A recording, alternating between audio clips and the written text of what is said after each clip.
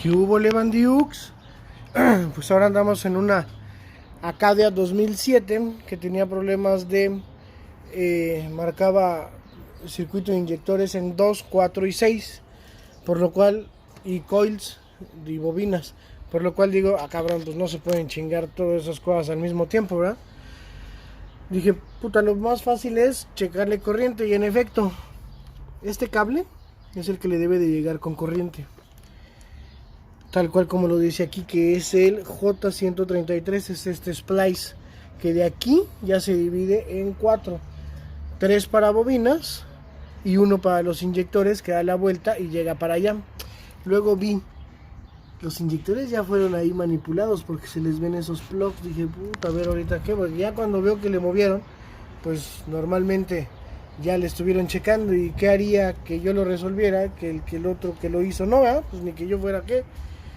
Entonces revisé la línea, ya le faltaba bien poquito por acabar de desmantelar el arnés, y hasta acá sí tenía continuidad de aquí a acá. Y adicionalmente dice que este fusible, el de Even Coils, dije, uy, el fusible, lo chequé y tenía corriente. Entonces el problema nada más podía ser entre el fusible y el cable que va para acá. Desmonté la caja, la volví a montar y todo empezó a funcionar como si estuviera nuevo el coche. Ya no falla, no nada. Entonces en este caso lo único que tenía era pues una falla de conexión ahí en la caja de fusibles, en el de 12 voltios. Y ahora, ¿qué se hace en estos casos? Lo dejo así, le cambio la caja.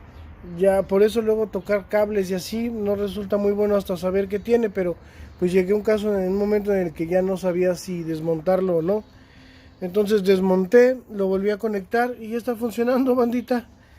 Pues lo voy a dar unas vueltas a ver si con eso queda, y pues ya quedó. Se me hizo muy fácil esta reparación, pero pues de todas maneras se va a cobrar, ¿verdad? Eso es otra cosa. Y pues vamos a darle unas vueltas y a encintar bien. Ahorita les voy a enseñar cómo queda ya encintado, que venga Javi a hacerlo, nada más que se fue a comer. Y ahorita que acabe les enseño cómo encintó, a ver si le quedó bonito o no. Y